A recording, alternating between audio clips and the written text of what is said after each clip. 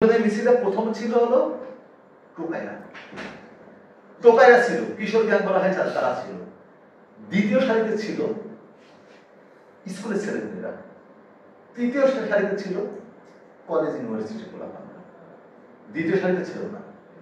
তার পেছন সারিতে ছিল অভিভাবকরা, যারা বলে অনেককেই দেখছি যে সামনে এসে দুইটা ছবি তুলে চলে গেছে, এবং 5 তারিখের পরে এসে তারা বড় রাজনীতিবিদ, যারা আন্দোলন করেছে, যারা হাসিনার যে অপশক্তির বিরুদ্ধে গুলির সামনে দাঁড়িয়েছে, তারা ছবি তোলার চিন্তা করে নাই।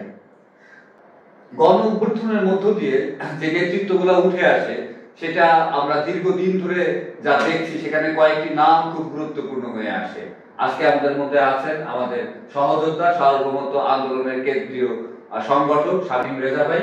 আপনি এই অভিজ্ঞতার সাথে আমাদের সহযোদ্ধা, যদি আমরা বলি গণজাগরণ মঞ্চ, গণজাগরণ মঞ্চ যখন মানুষের দাবি নিয়ে মানুষ রাস্তায় নামলো, তখন 2 দিন পরে একজন নেতা তৈরি হলো ইমরান এই সরকার, এবং পরবর্তীতে যখন আমরা কোটা আন্দোলন করলাম, এবং কোটা আন্দোলন বলতে পারি যে 2 থেকে 3 মাস পরে আমাদের ছোট ভাই জন্ম হলো নুরুল হক নূর, এবং এই সর্বশেষ আন্দোলনে আমরা দেখতে পেলাম নাহিদ ইসলাম এবং আপনার আসিফ, এবং আমরা বলতে পারি অন্য যারা সমন্বয়ে দেখা যাচ্ছে 2জন আওয়ামী লীগের ছাত্রলীগের সমন্বয়ক আমরা দেখতে পাচ্ছি, হাসনাত এবং সার্জিলকে।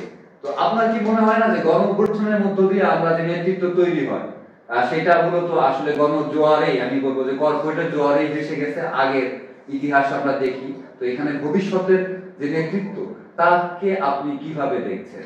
এই যে গণজাগরণ মঞ্চের যে বিষয়টা, গণজাগরণ মঞ্চে হলো একটা ধান্দাবাজ ছেলেকে নিয়ে আসছিল আওয়ামী লীগ, এবং সেটা রয়্যাল প্রেসক্রিপশনে এটা তৈরি হয়ে গেছিল।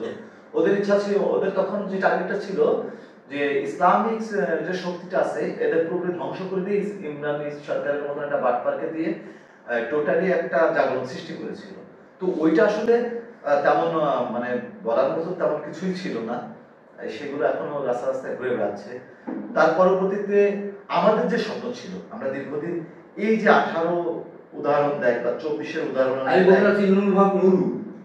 18 এবং 24-এর যে উদাহরণগুলো মানুষ দেয়, এই উদাহরণে যে ব্যক্তিদের নাম আসে, এই ব্যক্তিদের বাইরে যে শক্তিশালী একটা বলয়, যেটা দীর্ঘদিন ধরে এই বাংলাদেশের তরুণ এবং ছাত্র জনতা, তরুণ যুবকদের নিয়ে একটা রাজনৈতিক যে ভাবনা, সেই ভাবনা তো 18-তে তৈরি হয়নি, সেই ভাবনা তো 24-এর আবেদন না। এই আবেদনটা আমরা সৃষ্টি করেছি হলো আরো আগে থেকে, 1/11 পর থেকে তো এটা আসছে। কেন এসেছে এই কারণেই যে এখানে যারা গতানুগতিক রাজনৈতিক দল, তারা এটার মানুষের স্বার্থের বিপরীতে দাঁড়িয়ে লুটপাটের রাজনীতিটা করেছে। এখানে 18 কোটা আন্দোলনের সময় যে কোটা আন্দোলনের মূল উদ্যোক্তা যারা ছিল, সেগুলোর বাইরে এসে কিন্তু নূর ফোকাসে চলে আসছে।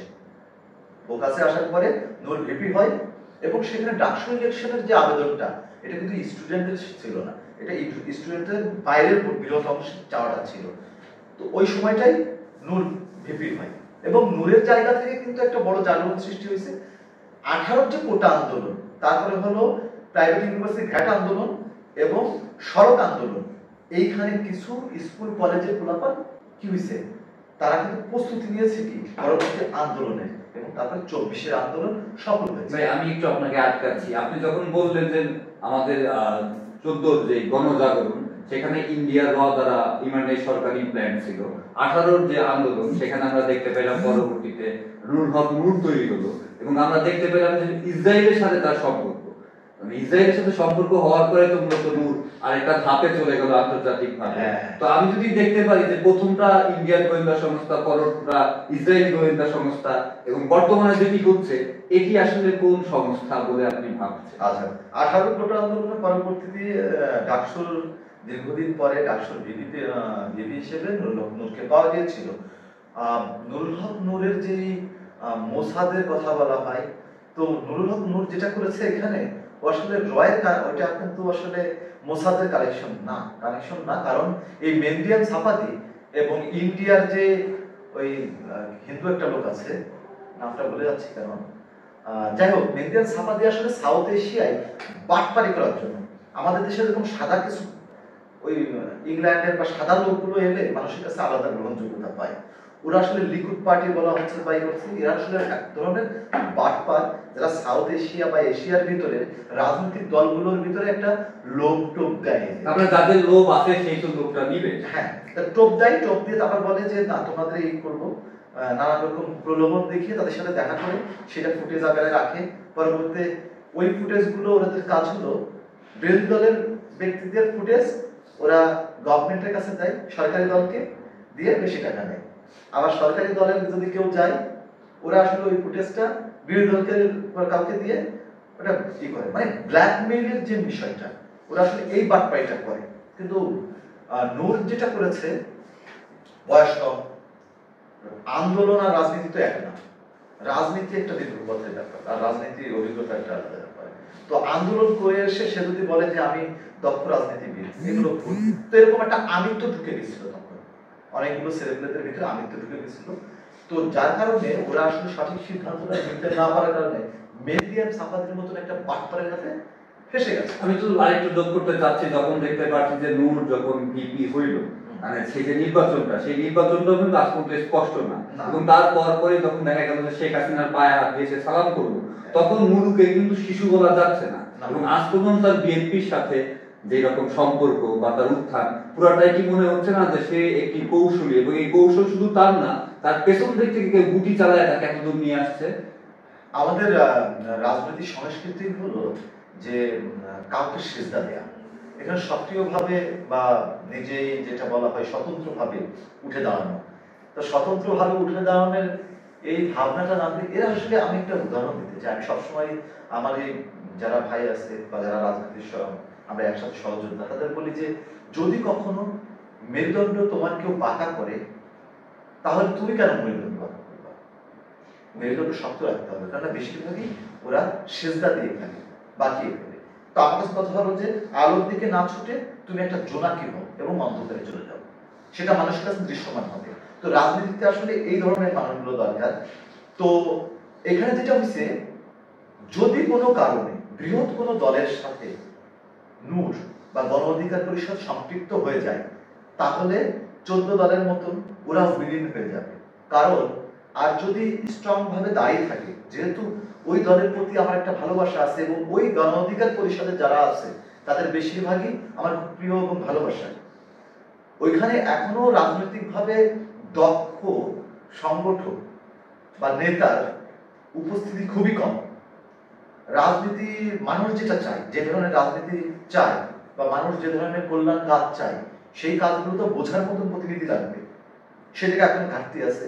তো তাই যদি এইটা তো প্রায় 6 থেকে 7 বছরের একটা প্র্যাকটিস চলে আসছে নূরদের যে টিমটা, এখন যারা আছে এদের বয়স 6 মাস। তো 6 মাসের একটা কি আন্দোলন, সেই আন্দোলনের মাধ্যমে এখানে আপনি একটু আগে বললেন যে তুমি যে এখানে যে লীগের, তো এইটা একটা মজার কথা, সেটা হলো 18 তারিখে যারা মানে মন্ত্রীদের সাথে, আওয়ামী লীগের মন্ত্রীদের সাথে মিটিং করে 8 দফা দিয়ে এদের সরে গেল, আন্দোলন থেকে সরে গেল, তারা এখন মুখ্য ভূমিকা পালন মানে দায়িত্ব পালন করছে। এবং এদের আসলে আমি আমার রাজনৈতিক জায়গা থেকে বিশ্বাস করি না, আমি প্রচন্ডভাবে সন্দেহ করি এবং বাটপার বলে অভিহিত করি। কারণ যারা ওই সময় সরে গেল এবং বিপদগ্রস্ত করলো, এবং ওই যে 6 জনকে ডিবিতে নিয়ে গেল, আর এই যে যাদের মিডিয়াতে আমরা সবসময় ফোকাসে দেখছি যে 2 জন সবসময় একসাথে মানিক জয়ের মতো, এরা ওই সময়ের কুশলী থাকতে পারে বলে অনেকেই যারা দক্ষ রাজনীতিবিদ বা একটু ভাবনা মানে সুস্থ ভাবনার মানুষ, তারা বলে যে এই 2 জনের কাজই ছিল। কাদেরের মতন লোক তার যানজীবন নিয়ে ঘুরে বেড়াইছে, তা কাদের, আমাদের যে আহনাফ আছে, তারপরে রিফাত, হান্নান, এরা ওই সময় যে ভূমিকা পালন করেছে। তারপরে হলো আরেকটা ছেলে, ওর নাম যেন কি, মাহিন টাহিন দিয়ে, ওরা তো যানজীবন নিয়ে পালিয়ে বেরিয়েছে। আর এই 2 জন পুরাই চুপচাপ। 5 তারিখের পরে অনেকের এবার উত্থান হয়ে গেল বা আমরা দেখলাম সময়, এই সুযোগের অপেক্ষায় ছিল আর কি। তো সুযোগের আমি বারবার একটা কথা বলি যে মুক্তিযুদ্ধ এবং সোনাগাছির মুক্তিযোদ্ধা, তো আমরা 5 তারিখের পরে প্রচুর পরিমাণে সোনাগাছির মুক্তিযোদ্ধা দেখেছি, এবং তার পরবর্তীতে এই সোনাগাছির মুক্তিযোদ্ধার চাপটা আমাদের এই যে যারা প্রকৃত মুক্তিযোদ্ধা বা যারা সংগ্রামী, তারা এই চাপটা নিতে পারতেছে, অনেকে ছিটকে গেছে আমি দেখেছি, এবং এরা যেটা করেছে ভেঙে ফেলেছে। যারা এই আন্দোলনের প্রথম দিকে ছিল, একটা মিছিল, আন্দোলনের মিছিল কথা বলি, আমি তো সব জায়গায় ঘুরে ঘুরে দেখছি, আন্দোলনের মিছিলে প্রথম ছিল হলো টোকাইরা। টোকাইরা ছিল, কিশোর গ্যাং বলা হয় তারা ছিল। দ্বিতীয় সারিতে ছিল স্কুলের ছেলেমেয়েরা, তৃতীয় সারিতে ছিল কলেজ ইউনিভার্সিটির পোলাপানরা, দ্বিতীয় সারিতে ছিল না। তার পেছন সারিতে ছিল অভিভাবকরা, যারা বলে অনেককেই দেখছি যে সামনে এসে দুইটা ছবি তুলে চলে গেছে, এবং 5 তারিখের পরে এসে তারা বড় রাজনীতিবিদ। যারা আন্দোলন করেছে, যারা হাসিনার যে অপশক্তির বিরুদ্ধে গুলির সামনে দাঁড়িয়েছে, তারা ছবি তোলার চিন্তা করে নাই। আমি কেন বলছি এই কথা, যে এখন যারা অনেকেই ক্রেডিট নিতে চাচ্ছে, তারা আসলে দুর্বল মস্তিষ্কের এবং অংশগ্রহণ ছিল কম। তো নতুন দলে এইগুলোকে অবশ্যই নাহিদ, আসিফ, আক্তার, আকরাম যারা আছে এখানে, তাদের এইগুলো দেখতে হবে, প্রকৃতির যোদ্ধা যারা, তাদের জায়গা দিতে হবে।